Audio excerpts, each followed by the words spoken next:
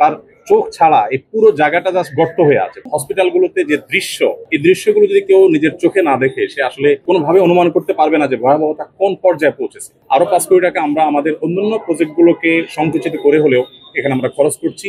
আলহামদুলিল্লাহ, আমরা Dhaka medical college এবং বার্ন ইউনিটে ঘুরে ঘুরে দেখেছি। প্রত্যেকটা পেশেন্টের কাছে আমরা গিয়েছি। উপদেষ্টা মহোদয় ছিলেন, সাজিদ ভাই ছিলেন, আমরা অন্যরা ছিলাম। যেটা আপনারা একটু আগে শুনেছেন যে আসুন্না ফাউন্ডেশন চ্যারিটেবল অর্গানাইজেশন, আমরা আমাদের নিজস্ব যে তহবিল আছে সেই তহবিল থেকে কোনো প্রকার পাবলিক ডোনেশন নেওয়া ছাড়া আমাদের নিজেদের সমস্ত প্রজেক্টগুলোকে এই মুহূর্তে স্টপ করে দিয়ে এই প্রজেক্টে আমরা সর্বোচ্চ প্রায়োরিটি দিয়ে কাজ করছি। কারণ হসপিটালগুলোতে যে দৃশ্য, এই দৃশ্যগুলো যদি কেউ নিজের চোখে না দেখে সে আসলে কোনোভাবে অনুমান করতে পারবে না যে ভয়াবহতা কোন পর্যায়ে পৌঁছেছে। এই মাত্র আমরা বার্ন ইউনিটে একটা এসডিউতে একজন পেশেন্টকে দেখে আসলাম। তার মুখাবয়ব দেখার পর নিজেকে কন্ট্রোল করা খুবই কঠিন।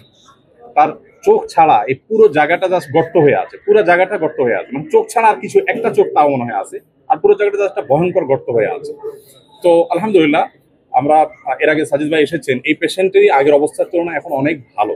এটা হলো একটা আনন্দের সংবাদ যে তাদের খুব প্রপার ট্রিটমেন্টের মাধ্যমে তারা সুস্থ হয়ে উঠছে। আমরা ফাউন্ডেশন থেকে 5 কোটি টাকা ইতিমধ্যে আলহামদুলিল্লাহ খরচ করেছি।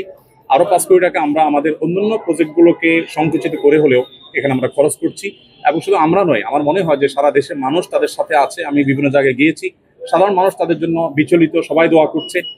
আমরা আশা করব যে তারা খুব দ্রুততার সাথে সুস্থ হয়ে উঠবেন এবং ইনশাআল্লাহ তারা স্বাভাবিক জীবনে ফিরে আসবেন এবং শেষ পর্যন্ত তাদের পাশে সারা দেশের সর্বস্তরের মানুষ, বিশেষ করে আলেম সমাজ, মসজিদ মাদ্রাসা থেকে তারা অনবরত তাদের জন্য দোয়া করবে।